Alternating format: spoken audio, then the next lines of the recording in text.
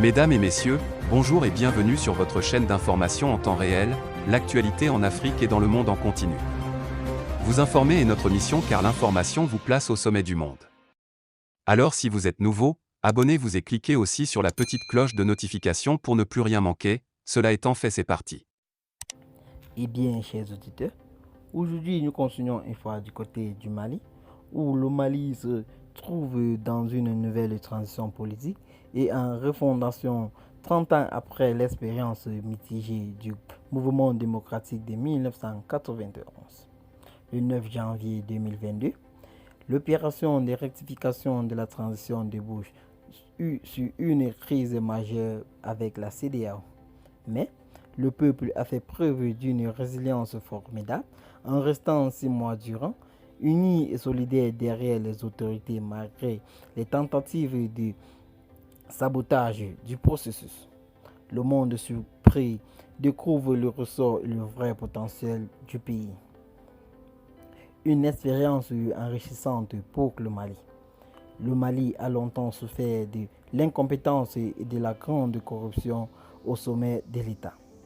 Un groupe de jeunes officiers militaires est parvenu en moins d'un an à changer la face du pays, prouvant qu'il faut une vision claire et des hommes déterminés pour porter la voix d'un État dans le concert des nations.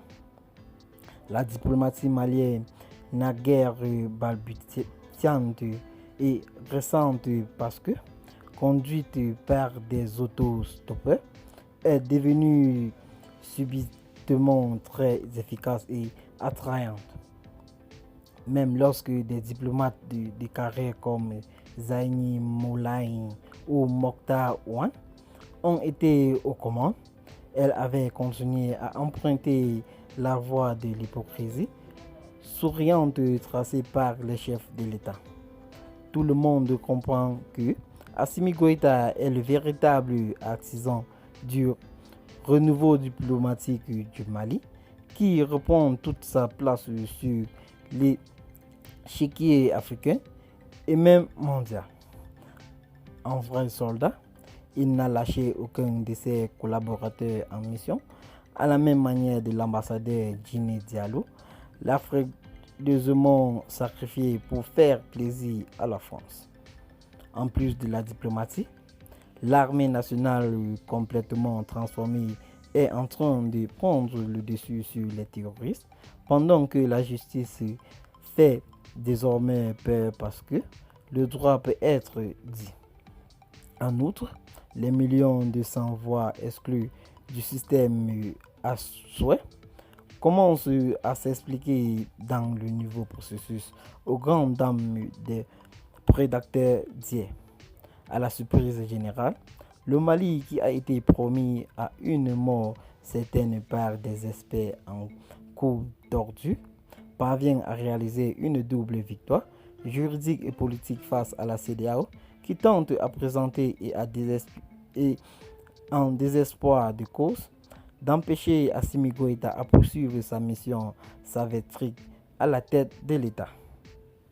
Les Maliens ne s'aliseront certainement pas de un faux débat de candidature puisque rien n'autorise la CEDEAO à choisir ou à éliminer un candidat à la présidence d'un pays, sans compter que l'article 155 de la loi électorale tranche clairement la question. Pour ce qui est du respect de l'état de droit et des droits humains, le Mali ne saurait recevoir des leçons de ceux qui, chez eux, simulent la démocratie pour mieux la bafouer, en violant leur propre constitution. Nul ne peut vaincre un peuple déterminé.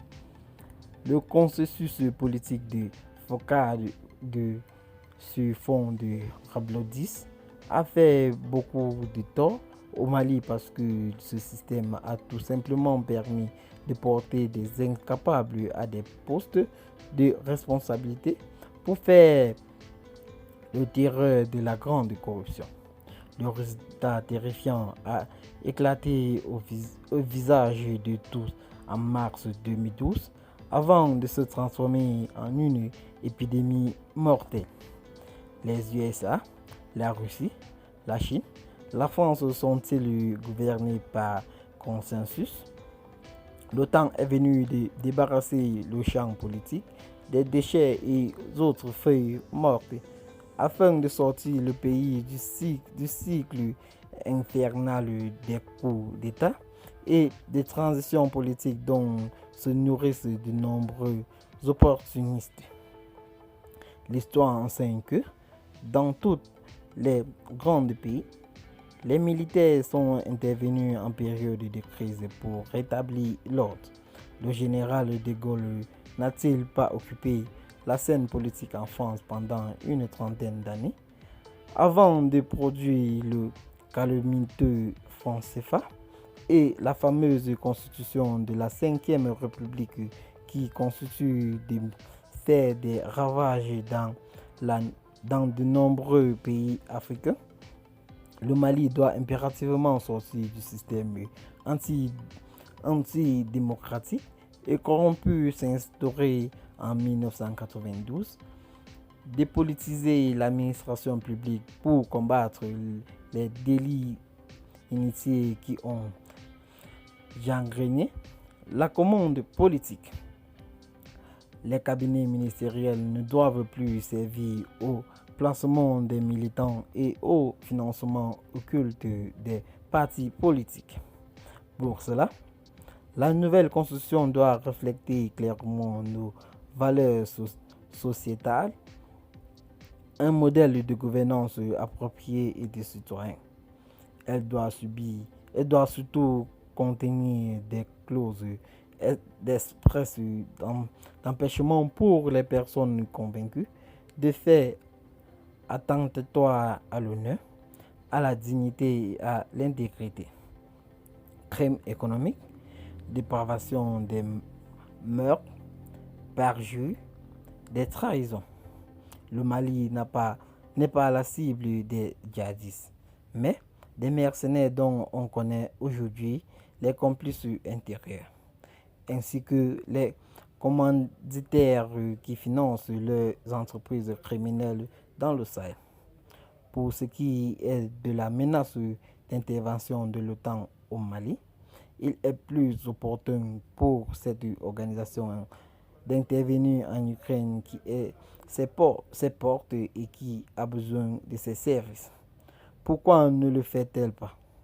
Les autorités maliennes ont fait les meilleurs choix sécuritaires pour le pays.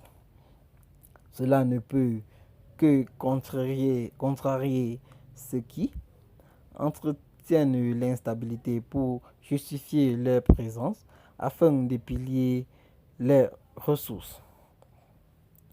La vraie bataille ne fait que commencer, car les intérêts vitaux à l'Occident sont en jeu au Mali et dans le reste du Sahel.